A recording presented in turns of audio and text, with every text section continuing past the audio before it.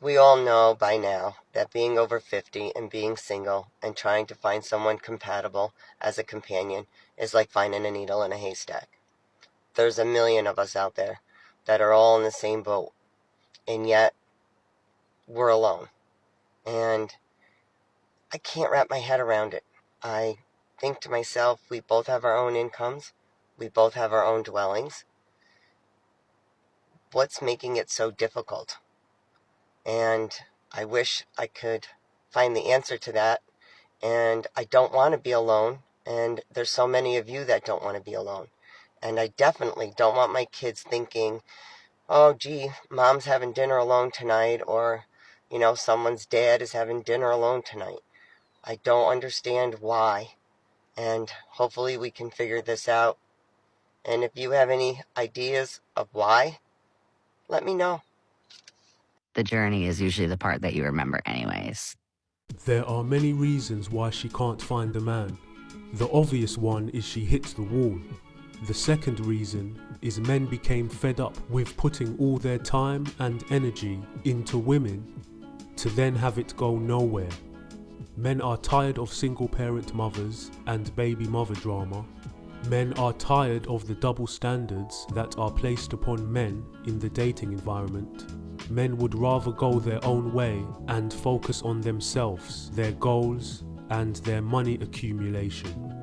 If you are not an asset to a man's life, you are a burden. For most modern women out there, they are a burden to men, not an asset.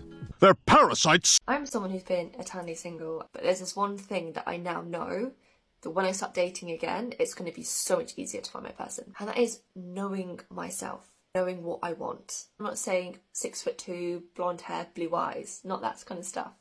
I mean, that would be nice, obviously, if they look like how you want them to look. Child-free by choice. I'm also 36, so I can't be having a guy that's on the fence about having kids, and I don't really want somebody who's got young children either, because I don't envision that for my life over the next couple of years. Deal breaker, that's pretty common sense. But also in terms of boundaries and values and what I stand for and what I don't. She hit the wall ages ago. She's talking as if she's still 24 and has got plenty of time left to find a man and start a family. It's not going to be easier for her to find a man. It's going to be worse. She has been single for all of this time. What makes her think something miraculous is going to happen? She better make sure she takes a fertility test and prepare for geriatric pregnancy. I love geriatric humor. I'm not excited to see that person again in a romantic way. If it's he's nice, he's fine, it was alright, just no.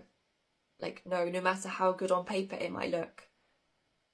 No. The things I'm going back out with is keeping to my deal breakers, sticking to my values and what I accept and what I don't accept, which to me, not what's reasonable as female behaviour, aligned with my values and what I think is important and how someone should behave or not behave. And the last one is listening to my body and how someone makes me feel. The problem with many modern women is they are constantly focusing on the negative qualities in men, so they get turned off straight away. They are not understanding, considerate or patient. They just focus on the red flags and getting icks. They expect first dates to be romantic and exciting and for the man to be perfect in every single way when she doesn't even know him properly yet. It is possible to work with somebody who is nice, to build a connection with somebody who is pleasant. But if they are always constantly looking to feel amazing on the first date, it opens them up to be manipulated and strung along when they do have an amazing first date, which makes it easy for Chad and Tyrone. Like taking candy from a baby. The Goal-Driven Male book is out now. Search for it on Amazon or check the link in the description.